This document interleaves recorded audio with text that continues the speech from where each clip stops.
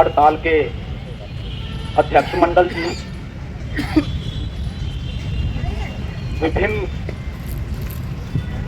महकमों से आए हुए कर्मचारी, किसान, मजदूर, नौजवान, आज की सफल हड़ताल के लिए आप सभी का बहुत बहुत अभिनंदन।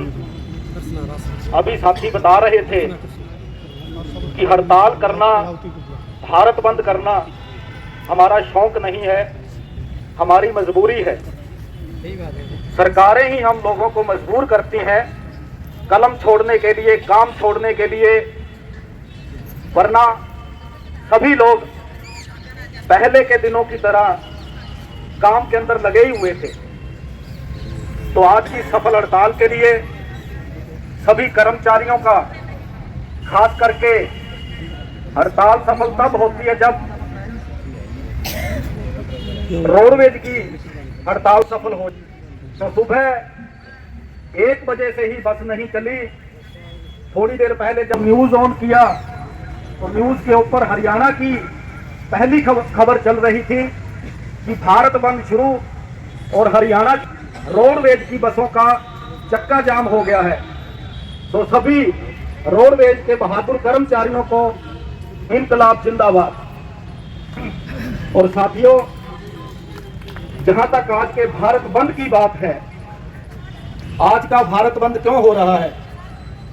लाखों कुर्बानियों के बाद हमारा हिंदुस्तान आजाद हुआ।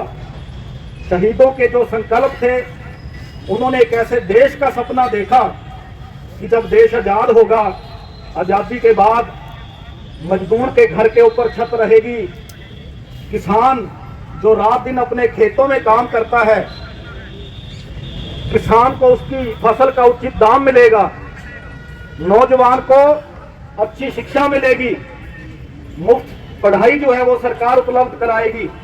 कोई भी हिंदुस्तान का नागरिक तो बिना दवाई के नहीं मरेगा। उनके ये संकल्प थे कि एक बेहतर हिंदुस्तान, समाजवादी हिंदुस्तान, जिसके अंदर ये ना हो कि एक तरफ तो दौलत के ढेर जो है वो बढ़ते जाएं, कुछ ही हाथों के अंदर पैसा इकट्ठा होता जाए, और एक तरफ भीख मांगने के लिए आम लोगों को नरक जैसी जिंदगी जीने के लिए मजबूर होना पड़े। बड़े अफसोस की बात है कि आज हम 21वीं सदी के अंदर, 21वीं शताब्दी के अंदर जी रहे हैं। जिस हिसाब से दुनिया भर के अंदर उत्पादन पैदा होता है, आज अगर हमारी सरकार ये सोच ले कि 140 करोड़ की आबादी में सभी लोगों को पक्का घर बना के देना हो, तो इतना ज्यादा सीमेंट, सरिया, ईंटें, अंबार लगे हुए हैं, सबको पक्का मकान दिया जा सकता है। आज की 21वीं सदी के अंदर अगर सरकार ये सोच ले कि 140 करोड़ लोगों को मुफ्त इलाज देना हो और हर सरकारी हॉस्पिटल को इतना अच्छा बजट दे करके कैंसर तक का मुफ्त इलाज की अगर वो सोचे तो सबको इलाज दिया जा सकता है। आज के समय में अगर सबको मुफ्त शिक्षा दी जाए, सरकारी स्कूलों को, कॉलेजों को और यूनिवर्सिटियों को बेहतर बना करके सबको मुफ्त शिक्षा देनी हो, तो एक भी देश के अंदर बच्चा ऐसा नहीं है जो अनपढ़ रह जाए। सरकार अगर चाहे अपनी नीतियां इस तरीके से बनाए कि आज के दिन में अगर सबको रोजगार देने की बात करे तो सबको रोजगार दिया जा सकता है। जो है सभी कर्मचारी यहाँ बैठे हैं, अपने अपने महकमों की लिस्ट बनाएं, तो आज भी हरियाणा के अंदर लाखों ऐसी वैकेंसियां हैं जो खाली पड़ी हैं। रोजगार देने की बजाय, पक्का रोजगार देने की बजाय सरकार ठेके के ऊपर नियुक्तियां कर रही है, प्राइवेट जो है वो लोगों को रोजगार दिया जा रहा है। कारण है सरकार द्वारा बनाई गई नीतियां। हम जिनको विधानसभा में और लोकसभा के अंदर चुन करके भेजते हैं, वो हमारे हक की नीतियां नहीं बनाते।